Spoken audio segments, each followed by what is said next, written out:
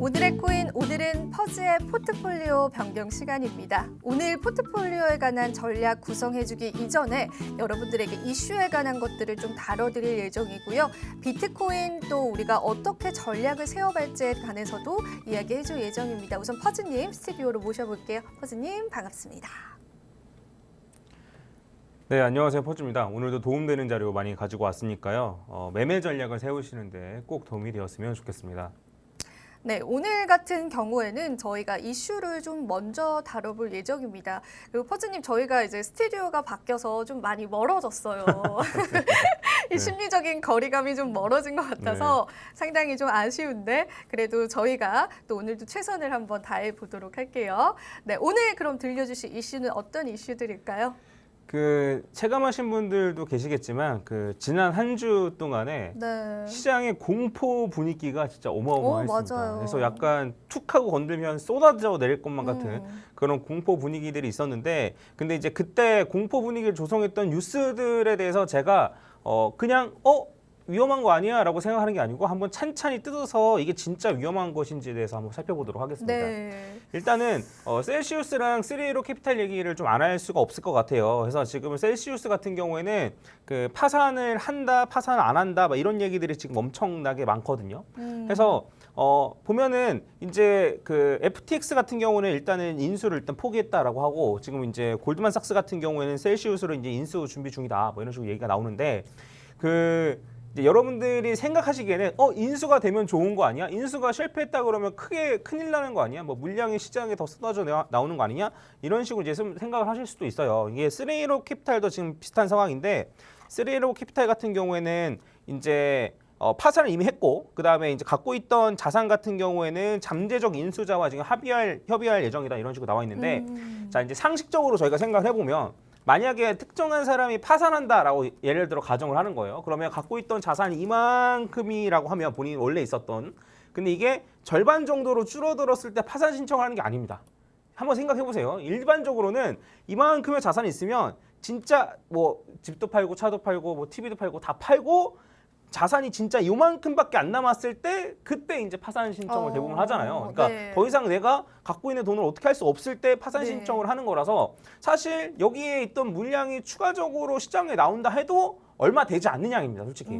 대부분 셀시우스랑 3A 캐피탈이 파산하기 전에 파산을 막기 위해서 갖고 있던 자산을 팔았을 거 아닙니까? 그래서 남은 물량 자체가 얼마 없어요. 그리고 남은 물량 같은 경우에도 여기 골드만삭스 같은 경우에도 여기 이제 인수하기 위해서 이제 돈을 마련했다라고 이제 얘기를 하고, 그다음에 3A 캐피탈 같은 경우에도 잠재적 인수자와 협의할 예정이라고 되어 있죠. 그래서 이게 시장에 내던지는 게 아니고 인수한 사람이, 인수한 회사가 이 자산을 가져갑니다. 그래서 이게 시장으로 내던져진다라고 생각을 하실 필요는 없어요. 그래서 사실 3A 캐피탈이나 셀시우스 같은 경우에는 얘가 인수가 되던 파산을 하던 뭐 하던 시장에 나오는 물량은 이미 다 나왔다라는 거죠. 그래서 이게 어쨌든 하락의 소재, 이런 걸로 쓰일 수는 있겠지만, 이게 어쨌든 얘네 갖고 있던 물량이 시장에 엄청 더 많이 나온다, 이럴 걱정은 안 하시는 게 좋을 것 같고, 그 다음에 이제 그나마 걱정해야 되는 거는 얘네들 말고 지금 다른 업체들이 뭐 파산을 한다 만다 이러고 있잖아요.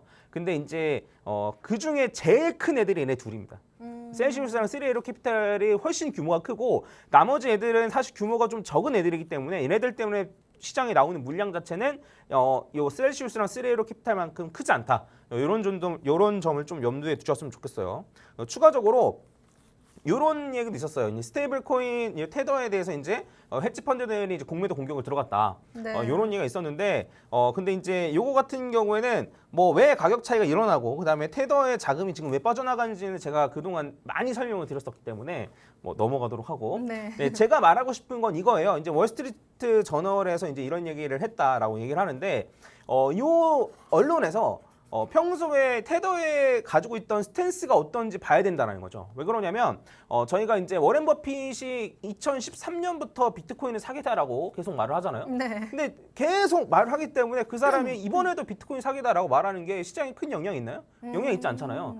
빌 게이츠도 지금 뭐 암호화폐 사기다 뭐 이런 식으로 계속 맞아요. 얘기하는데, 네. 계속 얘기하기 때문에 오히려 별로 중요한 얘기 아니라는 거죠. 그래서 제가 궁금해졌어요. 월스트리트 저널에서는 테더에 대해서 평소에 스탠스가 어떠할까, 이런 게 좀 궁금해서 제가 이제 그 검색창에다 한번 검색을 해봤습니다. 그래서 오. 월스트리트 저널 한 다음에 USDT 해가지고 검색을 해봤는데 그 제가 이제 헤드라인만 그러니까 이제 제목만 그 번역을 해왔는데 이거만 봐도 충분히 알 수 있습니다. 2018년도에 테더가 달러라는 증거가 없다. 이런 걸로 이제 얘기를 한단 말이에요. 애초에 좀 부정적이죠. 저거 달러가 아닌데 너네 왜 달러처럼 쓰고 있어? 저거 문제 생기는 거 아니야? 라는 스탠스를 2018년부터 했었고 2021년 같은 경우에는 그 여기 보시면 아시겠지만 충분한 금액이 있지 않다. 뭐 이런 얘기도 있었고 그다음에 올해 4월 같은 경우에는 요 숏에 베팅하는 사람들이 테더에 숏을 베팅했다.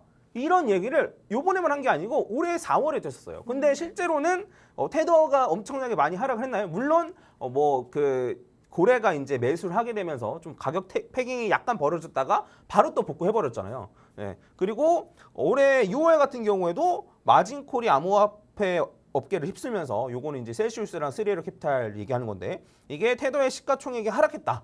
마치 위험한 것처럼 계속 해서 제가 생각하기에는 월스트리트 저널 같은 경우에 이제 테더에 대해서 안 좋게 얘기하는 거를 저희가 과연 심각하게 받아들일 필요가 있는가. 맞아요. 네, 이런 생각이 좀 듭니다. 그래서 이제 뭐 저희 같은 경우에는 이러한 것들을 모르니까 해외 언론에서 헤지펀드들이 공격한다는데 라고 하면 그냥 사실 가슴 졸일 수밖에 없잖아요. 맞아요. 네, 근데 이런 거를 좀 추가적으로 확인해 보시고 평소에 예를 들어 평소에 스탠스가 굉장히 중립적이었다라고 한다면 정말 위험할 수도 있는 거죠. 얘네들이 입수한 정보가 정말 신빙성이 있을 수도 있는데 계속 안 좋게 말해왔던 언론사의 그런 보도를 저희가 엄청 진지하게 받아들일 필요가 있는가라는 생각이 좀 들어요. 그래서 제가 드리고 싶은 말씀은 뭐냐면 여러분들이 생각하시기에 약간 이상한 생각이 들 거예요. 뭐냐면 하락을 하게 되면 약간 왜 하락하지? 왜 이렇게 떨어질 만한 이유가 있나? 라는 생각이 들다가 하락이 끝날 때쯤에 이것 때문이래 라고 하는 경우가 많습니다. 그래서 제가 차트를 좀 갖고 왔는데 요때도 이렇게 요 라인이 깨지고 나서 하락을 하는데 이때도 분위기가 아직도 기억나요. 왜 떨어지지? 왜 떨어지지예요. 근데 요때가 이제 루나랑 테더 요때인데 이때가 기사가 나오기 시작한 게 이제 5월 10일 정도부터입니다. 그래서 하락이 어느 정도 마무리되는 정도부터 이제 왜 이유가 나오기 시작해요. 일반적으로. 그다음에 여기서 이제 횡보를 하고 나서 이제 떨어지는데 이때도 떨어지는데 왜 떨어지는지 몰라. 루나는 이미 망했는데 왜 떨어져? 했는데 이때 셀시우스랑 스리에로 캐피탈 얘기가 나오기 시작합니다. 그래서 여러분들이 상식적으로 저희가 상식으로 생각하면 저희가 이제 뭐 세력이 뭐 있는지 없는지 모르겠지만 가격을 하락시킬 생각이에요. 그러면 하락한다라고 예고하고 하락시키는 경우는 없다라는 거죠. 네. 네, 그 대부분 이제 희망회로를 막 주입시켜 주고 혹은 더 이상 악재는 없다 정도의 뉘앙스를 풍긴 다음에 하락시키고 나중에 이제 이래서 하락이야라고 하는 경우가 많다는 거죠. 한번 곰곰이 생각해 보시면 아마 생각이 나실 거예요. 이제 2018년 말에도 그 6,000달러, 3,000달러 갈 때 그때도 엄청나게 하락하고 나서 알고 보니까 크레이그랑 이제 우지안이랑 싸웠다. 뭐 이런 얘기가 있었거든요. 그래서 이런 거를 왜 시장이 악재로 엄청나게 많이 나올 때 이런 상황이 왜 일어나는지 이러한 악재들 공포 분위기를 왜 조성하는지 한번 알아보셨으면 좋겠고 실제로 이번에도 그 악재가 쏟아진 구간이 이때예요. 이게 어쨌든 1시간농이라서 이게 지난주인데 악재가 쏟아진 구간인데 사실 악재가 쏟아져서 떨어지긴 했지만 결과적으로 횡보거든요. 그래서 악재가 쏟아진 다음에 하락해요. 그럼 사람들이 이때 어떻게 했을까요? 사람들이 일반적으로는 숏 포지션을 들어가거나 매도를 했겠죠. 그런 다음에 바로 12%를 올렸거든요. 요때 기억하시는 분 계실 거예요. 금요일인가 아마 그때 갑자기 엄청나게 많이 올렸었는데 그러면 이때 숏 포지션을 들어갔던 사람들은 어떻게 됐어요? 다 청산이 났겠죠. 12% 정도 올랐으니까 곱하기 10배 이상 들어가신 분들은 전부 다 청산이 난 그런 정도의 상승이었거든요. 그리고 이때 손절하고 오르고 나서 다시 사신 분들도 있겠죠.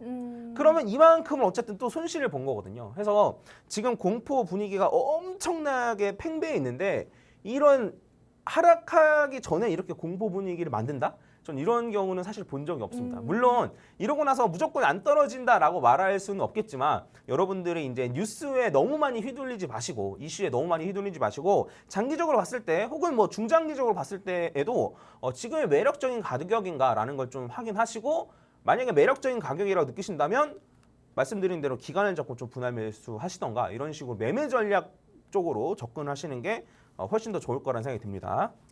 네, 오늘 이슈들부터 해서 이 비트코인의 가격 전략에 관해서도 말씀해 주셨는데 사실 그렇습니다. 지금 시장 자체의 공포 분위기가 너무나 만연하기 때문에 이런 작은 악재들이 더 크게 와닿을 수밖에 없습니다. 셀시우스나 이 스리에로 캐피탈에 관한 파산 관련한 이슈들은 퍼즈님이 늘 말씀하셨지만은 크게 우리가 악재로 받아들일 그럴 만한 건들은 아니다라고 또 한 번 집어주셨었고, 그리고 뭐 월가에서 월스트리트 저널에서 늘 이제 비트코인에 관해서 비판하는 것들에 관해서는 언제나 비판했던 그러한 입장이었기 때문에 지금 또 누군가가 비트코인과 암호화폐 시장을 비판한다라고 해서 우리가 그 부분을 엄청난 악재다, 시장의 충격이다라고까지 받아들이진 않아도 된다라고 또 말씀을 해주셨습니다. 그리고 이 비트코인 가격에 관해서 집어주신 내용들이 굉장히 흥미로웠습니다.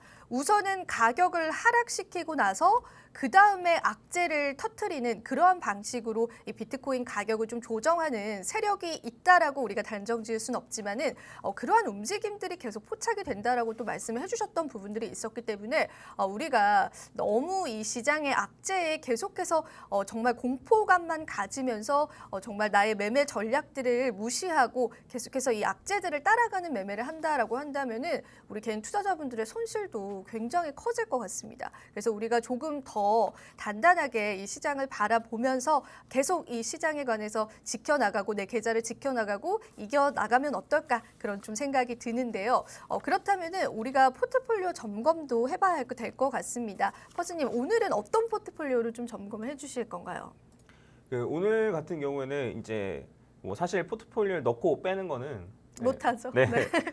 그러니까 이제 이 네. 포트폴리오는 저는 네. 괜찮다라고 봐요. 괜찮다라고 보고 있고, 그다음에 추가적으로는 각각의 코인이 어떠한 상황인지 차트를 한 번씩 보여드리면 좋을 것 같아가지고 오늘은 베이직 어텐션 토큰을 잠깐 차트를 볼 수 있도록 해보겠습니다.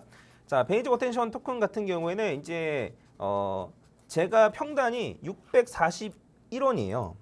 이제 여러분들이랑 같이 말씀드리고 나서 저도 계속 꾸준히 매수하고 있는데 641원이라서 사실 이제 이번 상승 때 평단 근처까지 왔습니다만 평단을 넘지 못하고 좀 떨어졌어요. 근데 이제 베이직 어텐션 토큰을 갖고 온 이유가 뭐냐면 어쨌든 요 중심선, 볼린저 밴드 중심선을 돌파했습니다. 비트코인은 돌파 못했잖아요. 네, 근데 볼린저 밴드 중심선을 돌파를 하고 나서 추가적으로 상단선에 닿은 다음에 그 다음에 하락한 이후에 중심선에서 지지를 또 받았어요. 그래서 제가 전에도 말씀드렸지만 중심선을 뚫고 나서 지지를 받는 게 중요하다라고 말씀드렸었는데 지지를 받고 다시 재차 올라가 있습니다. 해서 요 베이직 어텐션 토큰 같은 경우에는 요 중심선만 계속 지지해주면 네, 지지해주고 추가적으로 비트코인도 어느 정도 가격대를 좀 지지해주면 추가적으로 상승할 수 있다라고 좀 보이고 매도 자리 같은 경우는 어쨌든 저희가 포트폴리오에 있기 때문에 네. 요 제 평단 위로 올라오면 그러면 어쨌든 여러분들도 그대로 따르시는 분들도 평단 네. 위일 거잖아요. 네. 그러면 제가 추가적으로 그때 매도 자리를 조금 더 잡아드릴 수 있도록 해보겠습니다. 베이직 어텐션 토큰 같은 경우에는 사실 일전에 저희도 한번 다뤘었는데 그레이스케일 포트폴리오에 좀 한때는 많이 담겼었던 그러한 알트코인 중에 하나였는데 퍼즈님의 포트폴리오 안에 현재 들어가 있습니다. 근데 볼린저 밴드를 또 돌파해주는 움직임이 나와줬기 때문에 이 부분에 관해서 가격 전략들 혹시 베이직 어텐션 토큰을 퍼즈님과 함께 포트폴리오에 편입하신 분들이 있다면 그 가격 전략들은 저희가 추후에 또 움직임을 보고 조금 더 상세하게 좀 집어드릴 예정이기 때문에 좀 주목을 해서 지켜봐 주면 될 것 같습니다. 비트코인도 돌파하지 못한 이 볼린저 밴드를 돌파해 줬다라는 게 의미가 있는 것 같아요, 퍼즈님. 네, 해서 비트코인도 사실 빨리 돌파를 네. 좀 해줘야죠. 이게 참 대장이 움직여주지 네. 않으니까 알트들이 참 힘들더라고요. 이제 근데 약간은 좀 다릅니다. 이제 2018년에 하락장을 겪어오신 분들은 아시겠지만 생각보다 네.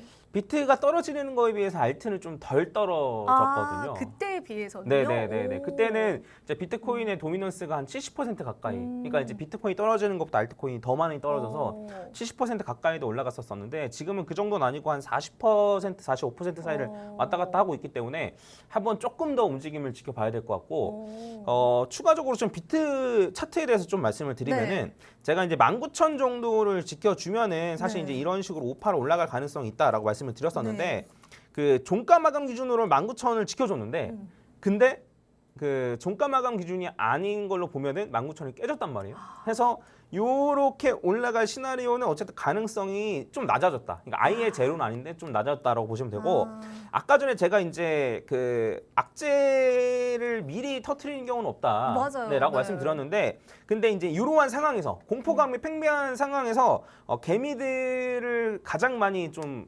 혼란시킬 수 있는 개미들의 물량을 가장 많이 뺏을 수 있는 그런 움직임이 제 생각에는 저점을 살짝 깨는 거라고 생각해요.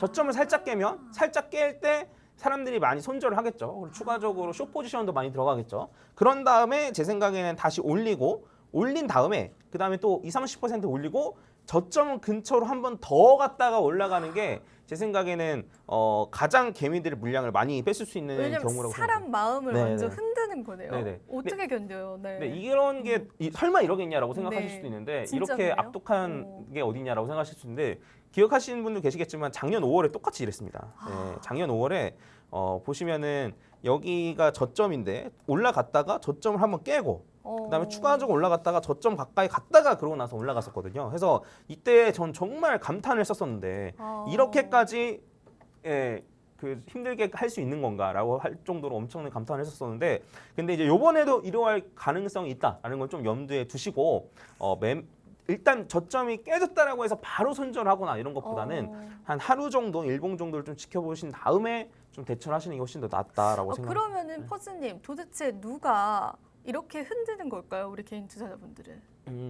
그 이제 세력이 있다 없다라고 말들이 많아요. 네. 그래서 뭐 주식 시장에도 세력이 있다 없다 말들이 맞아요. 많잖아요. 근데 저는 이제 큰 고래들은 있죠. 큰 네. 자금을 굴리는 고래들이 네. 있는데 특정한 한 고래들이 왔다 갔다 하는 건 아니라고 생각해요. 그러니까 오. 여러 고래들이 이제 뭐 이해관계가 얽혀 있겠죠. 그래서 여러 고래들이 이해관계가 얽혀서 차트대로 간다. 결국에는 피보나치 비율대로 간다라고 보고 있는데 요거는 나중에 기회가 되면 네, 재밌을 것 같아요. 한번 말씀드리겠습니다. 네. 네, 나중에 한번 특별편으로 저희가 이 비트코인의 고래 혹은 세력이 있을까에 대해서 좀 다뤄보면은 여러분들도 좀 재미나게 또 이 시장을 바라볼 수 있는 그런 시간이 될 수 있을 것 같습니다. 네, 이렇게 해서 오늘 저희가 또 포트폴리오 점검부터 해서요. 이 비트코인 가격 움직임이 수상하다. 개인들이 많이 당하는 패턴이 또 한 번 도래를 했다. 여기서 우리는 어떤 포지션을 가지는 게 가장 현명한 투자일까에 관해서도 생각해 볼 수 있는 시간들까지도 마련을 해주셨습니다.